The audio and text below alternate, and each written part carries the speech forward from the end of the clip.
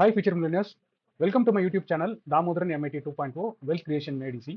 நான் Damodaran, founder and mentor strategies academy. This is a small gist about me. Mostly என்னை பற்றி நிறைய பார்த்துருப்பீங்க, நிறைய கேள்விப்பட்டிருப்பீங்க. அதனால we are just keeping this point. நீங்க இதான் ஃபர்ஸ்ட் டைம் நம்மளோட யூடியூப் சேனலை பார்க்குறீங்க அப்படின்னா ஸ்க்ரீனில் தெரியல QR கோட ஸ்கேன் பண்ணி மறக்காம ஃபாலோ பண்ணிக்கங்க. நம்மளோட டெலிகிராம் கம்யூனிட்டியில் நீங்களும் ஒரு மெம்பராக இருக்கணும்னு நினைச்சீங்கன்னா இந்த QR கோட ஸ்கேன் பண்ணி ஜாயின் பண்ணிங்க. நம்மளோட வாட்ஸ்அப் கம்யூனிட்டியில் மெம்பராக இருக்கணும் அப்படின்னா இந்த QR கோட ஸ்கேன் பண்ணீங்க, பிஏ மெம்பராக இருக்குங்க, stay connected. Hi friends, good evening and welcome. So நம்ம லாஸ்ட் ஃப்ரைடே எதிர்பார்த்த மாதிரி மார்க்கெட் லைட்டாக பேரிஷாக தான் இருந்துச்சு. இந்த பேரிஷன்ஸில் பார்த்தீங்கன்னா ஃபஸ்ட்டு 15 மினிட்ஸ் ஓப்பன் ஆனதுக்கப்புறம் அது ஹை லோ மார்க் பண்ணியிருந்தோம்னா ஸோ அதுக்கப்புறம் தான் அப்படியே சஸ்டைன் ஆச்சு. அதுக்கப்புறம் நேற்று எங்கே ஹையாக இருந்துச்சோ அந்த இடத்துல மார்க்கெட் ஒரு மாதிரி இந்த ஸ்டேபிளாக நின்றுச்சுன்னு சொல்லலாம். இப்போ இதில் என்ன நடக்கும் அப்படின்னு பார்த்தீங்கன்னா, இப்போ இந்த மேலே வந்ததில் ஒரே ஒரு முக்கியமான விஷயம் இந்தியா விக்ஸ். இந்தியா விக்ஸ் காலையிலேயே 10% இருந்துச்சு. ஆனால் இப்போ இந்த ரைஸ் டீம் 10% நின்று போச்சு. யூஎஸ் ஆயிலை பொறுத்த வரைக்கும் காலையில் 74.5, அதாவது கிட்டத்தட்ட 4% ட்ரேட் ஆகிடுது. இப்போ எண்டுக்கு பார்த்தீங்க அப்படின்னா இது நான் 2.5% ட்ரேட் ஆகிடுது. ஸோ இப்போ இதனால் பார்த்தீங்கன்னா மார்க்கெட் ரிகவர் ஆயிடுச்சு. பட் நம்ம ஜென்ரலாக இந்த நியூஸ் ஃப்ளோவாக பார்க்குற 2 ஐட்டம் இருக்குது பார்த்தீங்களா, அது பார்த்தீங்க அப்படின்னா இந்த நியூஸாக ஏதோ இருக்குது அப்படின்ற மாதிரி தான் சொல்லுது. அதனால கொஞ்சம் காசிஸாக அப்ரோச் வச்சுக்கிறது பெட்டராக இருக்கும். ஸோ இந்தியா விக்ஸும் ஏறி மார்க்கெட்டும் ஒரு மாதிரி ஜிக்ஸாக் அடிச்சு மேலே வந்ததுனால விக்ஸும் ஏறி இருக்கிறதுனால கண்டிப்பாக இம்பாக்ட் நம்மளுக்கு நம்மளோட ஸ்ட்ராட்டஜிஸ்க்கு நெகட்டிவாக தான் இருக்கும். அது என்னன்றதையும் பார்த்துக்கலாம். ஸோ நம்ம இந்த லேர்னிங் பர்பஸ்க்காக, எஜுகேஷன் பர்பஸ்க்காக ஒரு அக்கௌண்ட் ரன் பண்ணுவோம்ல. ஸோ அதில் பார்த்தீங்க அப்படின்னா அதில் ஓவராலாக இன்னைக்கு 23,000 நெகட்டிவ்ல தான் இருக்குது. மார்க்கெட் அப்படியே ஃப்ளாட்டாக தான் இருக்குது. அதனால் பார்த்தீங்கன்னா அந்த 8% விக்ஸ் ஏறினதுனால அது வந்துருந்தது. இதில் பொசிஷனாக பார்த்தீங்க அப்படின்னா இப்போ 21st பொசிஷன் பார்ப்போம். 21st அதுலேயும் பார்த்தீங்கன்னா தெரியும், ஆக்சுவலாக செல் பண்ணது எல்லாமே நெகட்டிவ்ல இருக்குது.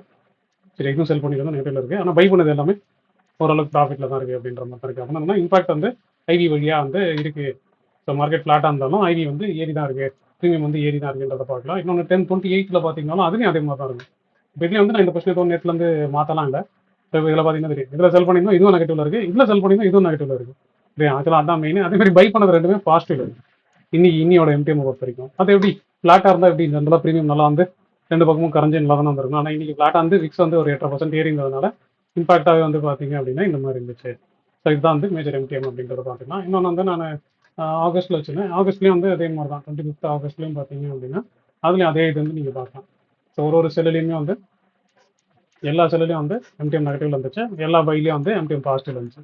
ஸோ இது விக்ஸோட இம்பாக்ட். ஸோ அகைன் இதில் ஒரு 4,000 ரூபாய். ஸோ ஓவராலாக இந்த எம்டிஎம் முழுக்க முழுக்க கோ மார்க்கெட் ஃப்ளாட்டாக இருந்தாலும் விக்ஸ்னால வந்துச்சு அப்படின்றது தான் பார்ப்போம். இது அதுக்கப்புறம் நம்ம ஆலஸ் ப்ளூவில் மந்த்லியில் மட்டும் போட்டு ஒரு கொஷின் ரன் பண்ணியிருக்கோம் பார்த்தீங்களா. அதில் பார்த்தீங்கன்னா இன்றைக்கி ஓவராலாக எம்டிஎம் 11 நெட்டில் இருக்குது. அதே மாதிரி பிரித்து பார்த்தோம் அப்படின்னா ஜூலையில் இருக்க பொசிஷன் இஸ் சம்வாட் ஓகே.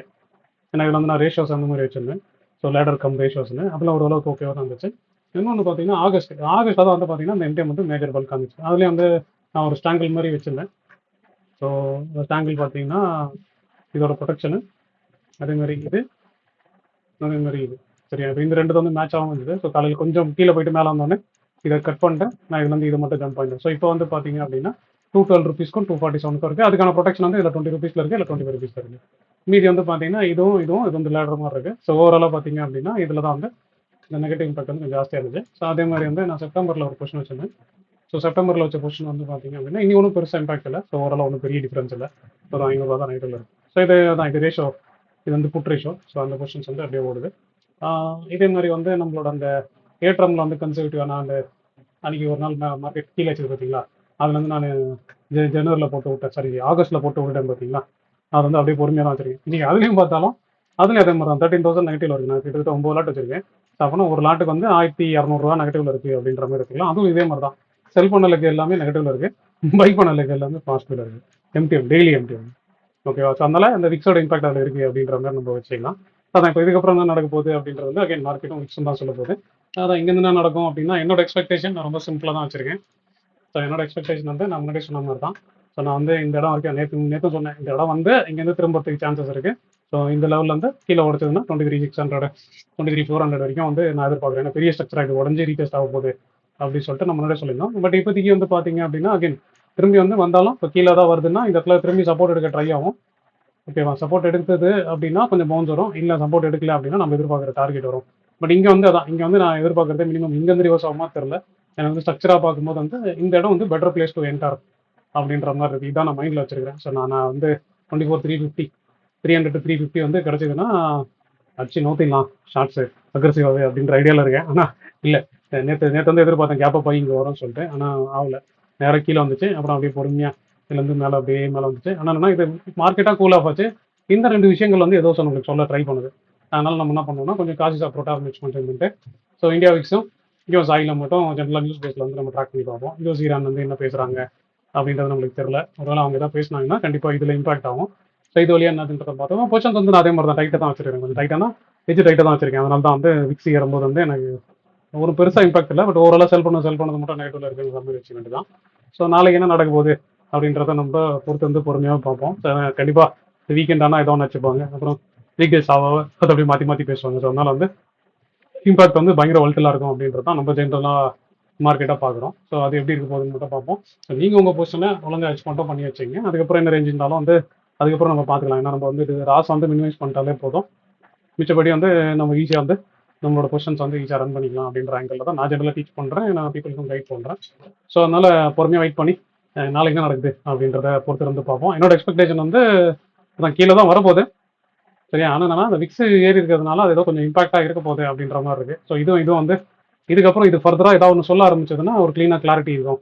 அதனால தான் வந்து இந்த ஐவி வந்து ஏறல, சரி ப்ரீமியம் வந்து டிகே ஆகலை அப்படின்றது என்னோட இதுவாக இருக்குது. ஸோ என்னோட எக்ஸ்பெக்டேஷன் வந்து சம்வேர் அரௌண்ட் இது நாளைக்கு வந்து எக்ஸ்பைரி இருக்குல்ல. ஸோ அதனால் நான் வந்து முன்னாடியே எதிர்பார்க்குறது வந்து சம்வேர் அரௌண்ட் இந்த இடத்துல வரும்னு எதிர்பார்க்குறேன். பட் இல்லை அப்படின்னா நாளைக்கு இந்த பக்கம் போச்சுனாலும் ஆஸ் பர் பிளான் வந்து என்னோட அக்ரெசிவ் ஷார்ட்ஸ் வந்து ஆட் பண்ணிக்கலாம்னு இருக்கேன். அப்படி இல்லைன்னா ஒரு இதில் எக்ஸ்பைரி ப்ரெஷரில் ஓகேவா டார்கெட் வந்து இது வரலான்றது தான் என்னோட எக்ஸ்பெக்டேஷன். ஸோ நான் வந்து எதுவும் நாளைக்கான பொசிஷன்ஸ் எதுவும் வச்சல. பட் ஜென்ரலாக பேஸ் பொசிஷன்ஸ் வச்சிருக்கேன். ஆனால் எதுவும் டைம் பவுண்டு பேஸ் பண்ணி அந்த பொசிஷன்ஸை வச்சல. ஸோ அந்த ரைஸுமே பொசிஷன் பில் பண்ணுவேன். இல்லை பொறுமையாக கீழே வருது அப்படின்னா அதையும் வந்து புக் பண்ணுற ஐடியாவில் தான் இருக்கேன். இது வரைக்கும் இந்த 2 நாளாக வந்து எனக்கு பெருசாக ப்ராஃபிட் ரியலைஸ் ஆகலன்றதுனால நான் பொறுமையாக இந்த மைண்ட் செட் தான் இருக்கேன். ஸோ உங்களுக்கு எப்படி போச்சு, உங்களுக்கு இன்னைக்கு எப்படி இருந்துச்சுன்றதை கமெண்ட்டில் போடுங்க. மிச்சபடி நல்லா ரிலாக்ஸாக தூங்கி வாங்க. நாளைக்கு என்ன நடக்க போகுது அப்படின்றத நம்ம நாளைக்கு பார்க்கலாம் guys. see you, take care, bye. இந்த வீடியோ உங்களுக்கு ரொம்ப பிடிச்சிருக்கும் நான் நம்புறேன். நான் நம்பின மாதிரியே உங்களுக்கு பிடிச்சிருந்தா ஒரு லைக்கை போடுங்க. அதே மாதிரி லேர்ன் பண்ணணும்னு நினைக்கிற உங்க ஃப்ரெண்ட்ஸ்க்கும் இந்த வீடியோ ஷேர் பண்ணுங்க. Hope you enjoyed watching this video. Thanks for watching.